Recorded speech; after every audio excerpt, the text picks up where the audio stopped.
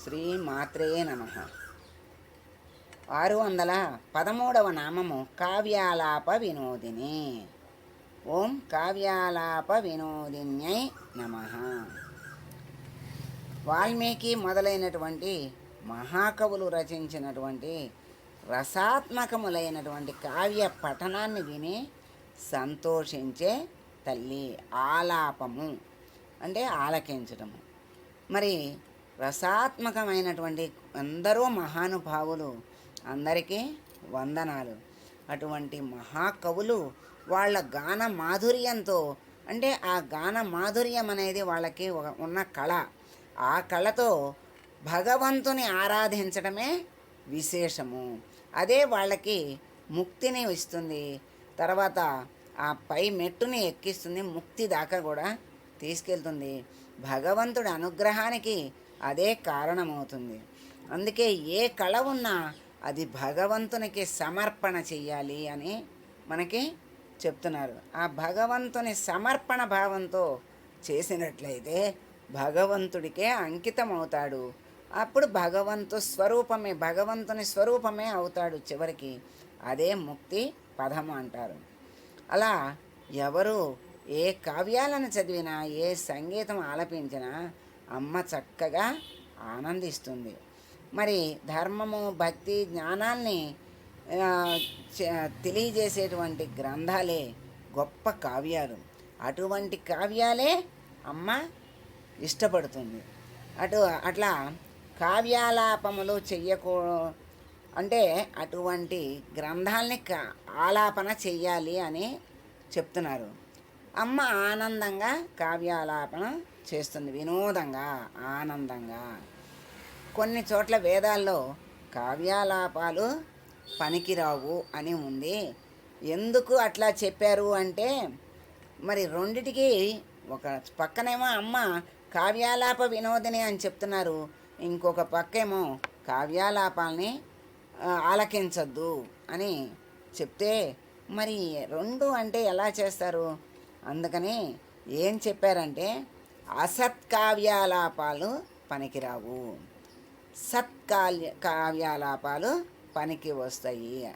అంటే రెండూ ఉన్నాయి, కానీ వాటిలో ఉన్నటువంటి సత్పదార్థమైనటువంటి భగవంతుని గూర్చి చెప్పినటువంటి కావ్యాల్ని ఆలకించాలి. మరి అసత్యమైనవి, దుర్మార్గమైనటువంటివి, మరి అందరినీ చెడు మార్గంలో నడిపించేటువంటి కావ్యాలని ఆలకించకూడదు అని రెండు ఉన్నాయి. దీనికోసం ఈ విధంగా చెప్పటం జరిగింది అని కూడా మనకి తెలియజేస్తున్నారు. అలా భారతదేశంలోని కావ్యాల్లో వ్యత్యాసం వేరే దేశాల కావ్యాలకి, మన దేశంలో ఉన్నటువంటి కావ్యాలకి చాలా తేడా ఉంది. అలా ఏం చెప్పారంటే పురుషోత్తములు అన్ని భావములు, అలంకారాలు అన్నీ ఒకటే. కానీ భారతదేశంలో అంటే ఒక కావ్యంలో ఉండేటువంటి భావములు, అలంకారాలు, ఆ పద్ధతి అంతా ఒకటే అయినా మన భారతదేశంలో ఉన్నటువంటి కావ్యాలన్నీ ధర్మాన్ని అనుసరించి ఉంటాయి, ధర్మాన్ని బోధిస్తాయి. ధర్మాన్నే ఆ కావ్యాల్లో గుప్పించి జ్ఞానాన్ని, ధర్మాన్ని చక్కగా దాంట్లో కలగలిపి అందిస్తారు. అప్పుడు ఆనందంగా ఆలకించేటువంటి తల్లి. దీన్నే ధర్మరామణీయమత అంటారు. అంటే ధర్మము రమణీయంగా ఉంది అంటారు కదా, అలా ఆ కావ్యాలాపంలో ధర్మము రమణీయంగా ఉంటే రామణీయత అంటారు. ఉత్తమ కావ్యం అంటే ధర్మాన్ని, న్యాయాన్ని, భక్తిని, జ్ఞానాన్ని బోధించేది ఏదైతే ఉందో అదే ఉత్తమ కావ్యం, అదే చక్కని కావ్యం, అదే ఉన్నత స్థితికి తీసుకెళ్ళేటువంటి కావ్యం. అది ఆలపించి అమ్మ ఆనందిస్తుంది. భారతదేశంలో సంగీతం అంటే త్యాగరాజు, అన్నమయ్యే గుర్తుకొస్తారు. అంత గొప్ప మహానుభావులు ఆ సంగీతము యొక్క కళతో, వాళ్ళకి ఉన్నటువంటి ఆ కళతో భగవంతుని అలా కీర్తనలు కీర్తిస్తూ అలా చరితార్థులు అయ్యారు. వాళ్ళ జన్మలు ధన్యం చేసుకున్నారు. వాళ్ళకున్నటువంటి కళతో భగవంతునే సేవిస్తూ భగవంతునే కీర్తిస్తూ భగవంతునే మనసులో పెట్టుకుని అలా తరించారు. మరి ఇప్పుడు సంగీతము అంటే వాళ్ళు గుర్తొస్తున్నారు అంటే ఇన్ని సంవత్సరాలైనా వాళ్ళు గుర్తొస్తున్నారు అంటే మహానుభావులు గనక గుర్తొస్తున్నారు. భగవంతునికి అంకితమయ్యారు గనక గుర్తొస్తున్నారు. భగవంతునికి ప్రీతిపాత్రులయ్యారు గనక మనకి గుర్తొస్తున్నారు. అందుకే వాళ్ళు చనిపోయినటువంటి వాళ్ళు కాదు, చిరంజీవులతో సమానం. అలా చచ్చి బ్రతకటం అంటే ఇదే. చనిపోయిన ఎన్ని సంవత్సరాలైనా కూడా వాళ్ళని మంచిగా చెప్పుకోవటమే, వాళ్ళ యొక్క మంచిని స్వీకరించటము, వాళ్ళ మార్గంలో మళ్ళీ నడిచి తరించటము, అలా అదే ఒక చచ్చిపోయి బ్రతకటము లాంటిది. ఆ చిరంజీవుల తత్వం వచ్చినట్లు వాళ్ళు ఎప్పటికీ చిరంజీవులే. అంటే వాళ్ళ పేరు మాసిపోదు, వాళ్ళ యొక్క కళ మాసిపోదు కనుక వాళ్ళు ఎప్పటికీ చిరంజీవులే.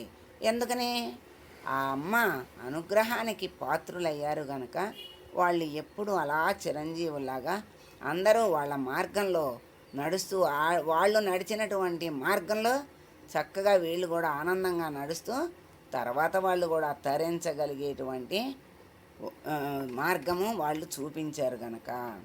అలాగే అమ్మ భారతీయ గ్రంథాల్లో సంగీతానికి సాహిత్యానికి మనకి కొదవే లేదు. మరి శిల్పశాస్త్రం ఉందంటే ఆగమ శాస్త్రాన్ని ఆధారం చేసుకుని ఉంది.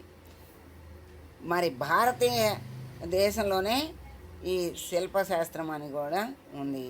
ఇది లేనిది భారతీయ గ్రంథమే కాదు. ఇవన్నీ లేనివి మన భారతీయ గ్రంథాలే కాదు. అంటే ఏంటి? జ్ఞానము, న్యాయము, ధర్మము, భక్తి అవన్నీ ఉంటేనే భారతీయ గ్రంథం కిందకు వస్తుంది. లేకపోతే భారతీయ గ్రంథమే కాదు. ధర్మమే ప్రధానంగా ఉండేటువంటి భారతీయ గ్రంథమే అందరికీ ఆదర్శం. మరి భగవంతుని కొలవటమే ప్రధానము. అది లేకపోతే భారతీయ గ్రంథమైనా కూడా దేనికి ఉత్తమ స్థితికి తీసుకురాలేదు. అది భారతీయ గ్రంథమే కాదు అని చెప్పాలి అని చెప్తున్నారు. మరి ఎవరి కాలక్షేపాలు వాళ్ళకు ఉంటాయి. ఎలా ఉంటాయో మరి కొన్ని మనకి తెలియజేస్తున్నారు. బుద్ధిమంతులకి కాలం ఎలా గడుస్తుంది అంటే కావ్య శాస్త్ర గ్రంథ పఠనాలతో గడుస్తుంది. మరి మిగిలిన వాళ్ళ కాలం నిద్రతో, వ్యసనంతో, కలహాలతో గడుస్తుంది. మరి అవి బుద్ధిమంతులకి బుద్ధినిచ్చేవి, తర్వాత ముక్తినిచ్చేవి అవుతాయి. ఇవి మిగిలిన వాళ్ళ యొక్క చెడు కాలక్షేపాలు. ఇవి చెడు, వీటిలో సందేహమేం లేదు. దాన్ని మూర్ఖుల కాలక్షేపాలు అంటారు. వాళ్ళని ముంచుతాయే తప్ప అధోగతికి తీసుకెళ్తాయే తప్పితే ఉత్తమ గతికి తీసుకెళ్ళవు. నిస్సారమైనటువంటి జీవితంలో సారవంతమైనవి ఏంటి అంటే రెండు. కావ్యామృతాన్ని ఆస్వాదించటము, సజ్జన సాంగత్యము చెయ్యటమే మన జీవితంలో రెండు విశేషమైనవి, సారవంతమైనవి అయినటువంటి విషయాలు. ఈ రెండే మనకి ముక్తిని కలిగించేవి. మిగిలినవి ఎన్ని ఉన్నా నిస్సారమే, సారము లేనివే. అందుకే కావ్యాలాప వినోదిని అంటారు. అట్లా ఈ కావ్యాలాప వినోదిని అయినటువంటి చక్కగా అమ్మ ఆ కావ్యాలని ఆనందంగా వినోదిస్తూ ఆలకిస్తుంది అని మనకి చెప్తున్నారు. మనకి కావ్యాలు ఆలపించటము చేత కాదు, కానీ ఆలకించటమైనా నేర్చుకుని చక్కగా మనము అమ్మ ప్రేమకి పాత్రులము అవ్వచ్చు. అమ్మ ప్రేమకి పాత్రులమైతే చాలు. అమ్మే అన్నీ చూసుకుంటుంది, అమ్మే అన్నీ అందిస్తుంది.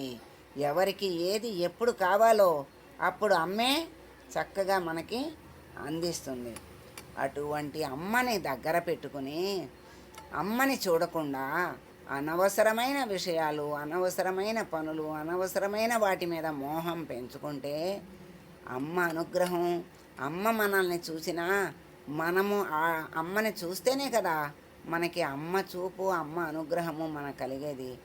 మరి సహజంగా కూడా మనము ఎటో వెళ్తున్నాం అనుకోండి, పక్కన ఎవరో ఉన్నారు, ఎదురుగుండా ఎవరో వస్తున్నారు, వాళ్ళు మన వంక చూస్తేనే మనం చూసాము, వాళ్ళు చూడకపోతే ప్రయోజనం లేదు. వాళ్ళు కూడా చూసి చూపు కలిపితే ఇద్దరి చిరునవ్వులు కలిస్తే ఆనందం అక్కడ వెళ్ళి వీరుస్తుంది. మరి ఒక్కళ్ళే చూసి ఆనందించినా అక్కడ పరిపూర్ణము కాదు ఆ ఆనందము. లాభం ఏముంది? అమ్మ బిడ్డని చూస్తుంటే మరి లాభం ఏముంది? బిడ్డ అమ్మ వంక చూసినప్పుడు అమ్మ కనుసైగలు ఎలా ఉన్నాయి, అమ్మ ఏం చెప్తోంది, అమ్మ ముఖము కవళికలు ఎలా ఉన్నాయి, నా మీద కోపంగా ఉన్నాయా, శాంతంగా ఉన్నాయా? అంటే కోపంగా ఉందంటే నేను తప్పు చేశానా? అయితే తప్పు సరిదిద్దుకోవాలి. అమ్మ నేను ఏం చేశానమ్మా నువ్వు అంత కోపంగా ఉన్నావు అని బిడ్డ వచ్చి అడిగితే, ఏం లేదులే నాన్న, ఏదో నువ్వు తెలియక చేసావులే, ఇంకోసారి చేయబాకమ్మా అని అమ్మ లాలించి బుజ్జగించి చెప్తుంది. నేనేం చేశాను నువ్వు అట్లా అన్నావు కోపంగా అన్నదనుకో, అంటే బిడ్డ మీద తల్లికి అయ్యో వీడు కోపంగా చూసినా దారిలోకి రాలేదు, వీడు రెచ్చిపోతున్నాడు అని ఇంకా కోపంగా మాట్లాడుతుంది, కేకలేస్తుంది. అప్పుడు కూడా వినకపోతే ఒక దెబ్బ వేస్తుంది. మరి ఈ దెబ్బకే బిడ్డ అమ్మకి నా మీద ప్రేమ లేదు అనుకుంటాడు కదా. మరి ఆ జగన్మాత మనకి తల్లి, మనమందరము ఆ తల్లికి బిడ్డలమే. మన బిడ్డ స్థానంలో మనమున్నాము, మన స్థానంలో మన అమ్మ ఉంది. ఆ జగన్మాత జగత్తంతటికి తల్లి గనక ఎవరు ఎక్కడ ఎలా ఏం చేస్తున్నారో అమ్మకు అన్నీ తెలుసు. ఎలా ఉన్నారు, వాళ్ళ మనసు ఎలా ఉంది ఏంటి అన్నీ అమ్మ తెలుసుకోగలదు, తెలుసుకుంటుంది. దాన్ని బట్టే అమ్మ ఫలితాలని ఇస్తుంది. మరి చేసేటప్పుడేమో మంచి పనులు చేయకుండా వచ్చేటప్పుడు మంచి ఫలితాలని కోరుకుంటే ఎప్పుడు రావు. అందుకని మంచి ఫలితాలు కావాలి అనుకుంటాడు, కానీ ఆ మంచి ఫలితాలు వచ్చేటువంటి పని చేసినప్పుడే మంచి ఫలితం వస్తుంది. మంచి డిగ్రీ పొందాలి అనుకున్నప్పుడు దానికి తగినటువంటి కష్టము లెక్క చేయకుండా చక్కగా చదువుకుని చక్కగా పరీక్షలు రాస్తే దానికి తగినటువంటి ఫలితాన్ని, డిగ్రీని పొందుతాడు. డిగ్రీ కావాలి, మరి ఉన్నత స్థితి కావాలి, ఉద్యోగాలు కావాలి, మంచి జీతాలు కావాలి, కానీ మనం పుస్తకం పట్టుకొని చదవకపోతే మనకి ఇక్కడి నుంచి మెట్టే ఇంకో క్లాస్కే వెళ్ళము. మరి ఆ డిగ్రీలు ఎలా వస్తాయి, ఆ ఉద్యోగాలు ఎలా వస్తాయి, ఆ డబ్బులు ఎలా వస్తాయి, ఆ ఆనందం ఎలా వస్తుంది, ఆ అనుభవం ఎలా వస్తుంది? రాదు కదా. అందుకని మంచి లక్ష్యం ఉండటం కాదు, మంచి లక్ష్యము ఉన్నప్పుడు దాన్ని వదిలిపెట్టకుండా, మార్గాన్ని వదిలిపెట్టకుండా చక్కగా దీక్షగా చక్కగా ఆ లక్ష్యాన్ని చేరుకునేటువంటి ఆ మార్గాన్ని మనము అనుసరించాలి. అప్పుడే ఆ లక్ష్య సాధన అమ్మ శక్తి ఆ అమ్మ ఇస్తుంది. ఆ లక్ష్యాన్ని సాధించేటువంటి శక్తిని అమ్మే ఇస్తుంది, ఆ ఆనందాన్ని అమ్మే ఇస్తుంది. అలా అమ్మ అనుజ్ఞతో, అమ్మ కనుసన్నల్లో నడిచినటువంటి బిడ్డ ఎప్పుడూ ఉన్నత స్థితినే పొందుతాడు. అమ్మ ఎప్పుడూ ఆ బిడ్డని చూస్తూనే ఉంటుంది.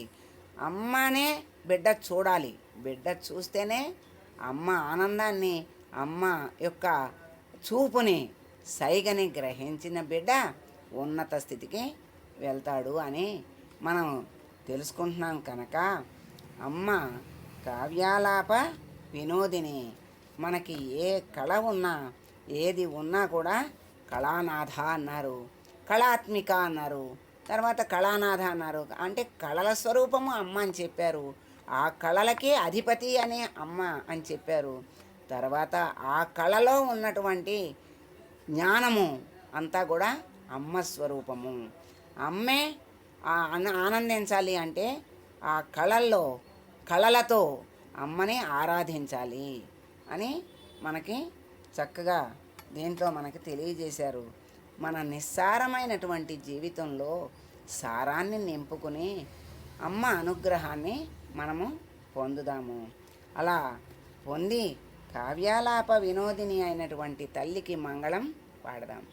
సర్వమంగళ మాంగళ్యే శివే సర్వార్థ సాధకే శరణ్యే త్రయంబకే దేవి నారాయణి నమోస్తుతే.